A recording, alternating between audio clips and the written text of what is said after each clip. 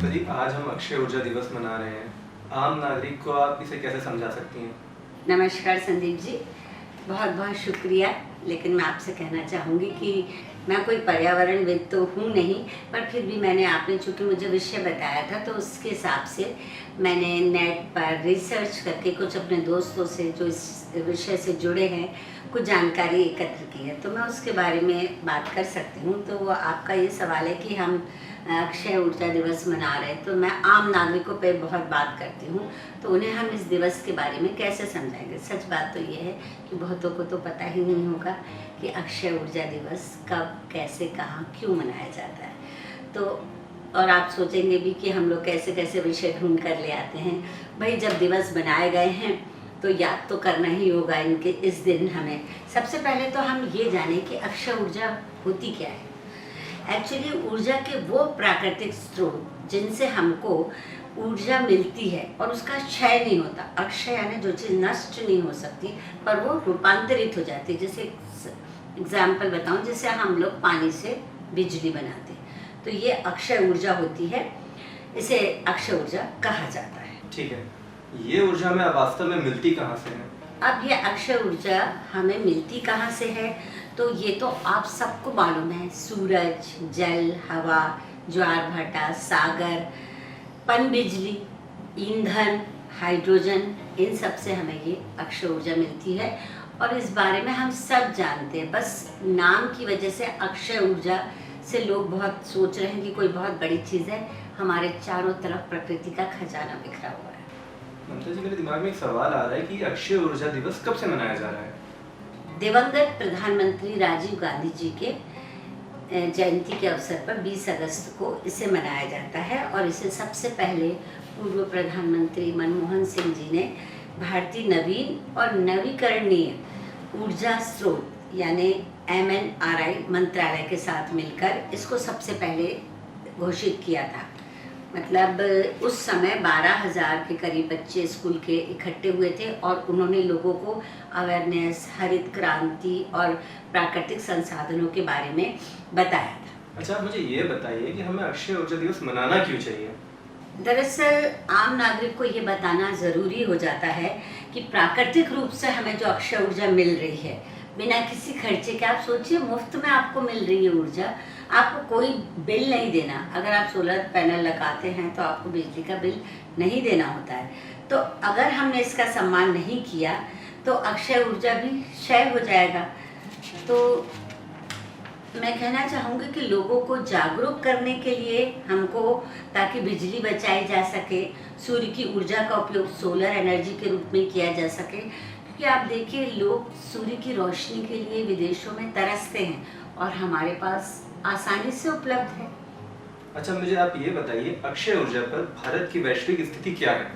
आपको ये जानकर बहुत अच्छा लगेगा कि वैश्विक रिपोर्ट के अनुसार भारत अक्षय ऊर्जा की स्थापित क्षमता में विश्व स्तर पर चौथे स्थान पर है और सौर ऊर्जा क्षमता में भी चौथे स्थान पर है। ये 2022 का आंकड़ा है। मैं कुछ आंकड़े पढ़ देती हूँ क्योंकि मैंने भी कहीं से लिए हैं। हमारे देश में Tata power solar system Bharat में नवीकरणीय ऊर्जा कंपनियों में शीर्ष पर है, सबसे टॉप पर है।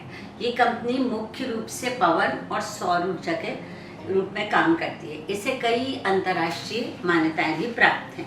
भारत में कुल 1,48,518 मेगावाट अक्षय ऊर्जा उत्पादन के साथ राजस्थान राज्य का पहला स्थान रखता है। भारत में सबसे नवीकरणीय ऊर्जा कंपनियां कौन कौन सी हैं, ये आप जरूर जानना चाहेंगे। एक्मे सोलर, अदानी, ग्रीनको, ये सब जो हैं शीर्ष पर हैं। और देखिए, दो हैं अभी हमारे पास स्रोत, एक सौर ऊर्जा और एक पवन ऊर्जा। और पवन ऊर्जा के क्षेत्र में रिन्यू पावर, ग्रीनको, सैमकॉर्प चार्जशीट पर है। तो 2022 में जब नवीकरणीय ऊर्जा के अग्रणी देश, मतलब एक आंकड़ा निकाला गया, तो चीन, अमेरिका और ब्राज़ील थे। और जल विद्युत के मामले में सबसे आगे जो है चीन और कनाडा है। 10 वर्षों में हम देख रहे हैं भूतापीय ऊर्जा जो है बहुत तेज़ी से बढ़ रही है। अब ये भूतापीय ऊर्जा क्या होती है? जानते हैं आप? तो भूतापीय ऊर्जा जो है, यानी अपन आजकल ही कहते हैं कि पृथ्वी बहुत गर्म हो रही है, मतलब टेम्परेचर बढ़ रहा है, तो इस ऊर्जा का भी तो इस्तेमाल किया जा सकता है। इसे कहते हैं भूतापीय ऊर्जा। हमारे देश में एक ऐसा शहर है, एक ऐसा राज्य है, केंद्र शासित प्रदेश है दीव। एक अकेला ऐसा प्रदेश है जो कि जहाँ पर 3 वर्षों से लगभग पूरा के पूरा काम जो है नवीकरणीय ऊर्जा से चल रहा है। ये हमारे लिए बहुत गौरव की बात है। और वैसे विश्व में तो चीन और अमेरिका के बाद भारत ही है, और पवन ऊर्जा में चीन सर्वाधिक है, उत्पादक देश है, फिर उसके बाद अमेरिका और जर्मनी आते हैं। आपने अक्षय ऊर्जा के इतने सारे फायदे गिना दिए, फायदे तो हैं, क्या इसके कुछ नुकसान हैं? देखिए, ऐसा है संदीप जी कि हर चीज़ का एक उजला पक्ष होता है और एक, आप जानते हैं, नुकसान अक्षय ऊर्जा से कुछ नहीं है। बस एक हम इसको वृद्धि क्यों नहीं कर पा रहे हैं, क्योंकि इसके लिए बहुत सारे स्रोत के लिए, जैसे पवन टरबाइन लगाना है, आपने देखा होगा विंड मिल लगती है शहर से दूर बाहर, इसके लिए स्थान की बहुत ज़्यादा ज़रूरत पड़ती है और हम शहर के बीच में इसको डेवलप नहीं कर सकते। ये बस है, और ये कोई बड़ी चीज़ नहीं है, इससे हम निकल जाएंगे। अक्षय ऊर्जा की बढ़ोतरी में हमारे देश की स्थिति क्या है ममता जी? हमारे देश की स्थिति अक्षय ऊर्जा में बहुत अच्छे लेवल पर है। भारत में तमिलनाडु के कामुती में सौर ऊर्जा संयंत्र हाल ही में विश्व का सबसे बड़ा संयंत्र बन गया है। और अक्षय ऊर्जा ने 2021 में, आखिर हम कहेंगे कि अक्षय ऊर्जा से सिर्फ ऊर्जा मिली और रोजगार, तो मैं आपको बता दूं कि इससे 12.7 मिलियन लोगों को रोजगार भी मिला है। तो ये एक, फिर उसके बाद इन लोगों ने एक संस्था की भी स्थापना की विश्व ने मिलकर, जिसमें करीब 2009 में की थी, जिसमें करीब 168 सदस्य हैं। और मध्य प्रदेश में आपको बता दूं मैं कि बड़ी खुशी की बात है कि सांची में सौर ऊर्जा का शहर बनने जा रहा है। अब बात ये उठती है कि अक्षय ऊर्जा हमारे पास है तो उतना उसका उपयोग हम क्यों नहीं कर पा रहे हैं, क्योंकि जागरूकता की कमी, हर बार यही बात आती है कि जागरूकता की कमी है। और दूसरी बात, हम हर संसाधन का दोहन करना शुरू कर देते हैं। दोहन मीन्स हम उसका इतना उपयोग करना शुरू करते हैं कि अक्षय ऊर्जा भी भले ही अक्षय हो, लेकिन कहीं ना कहीं तो वो भी ख़त्म होगी।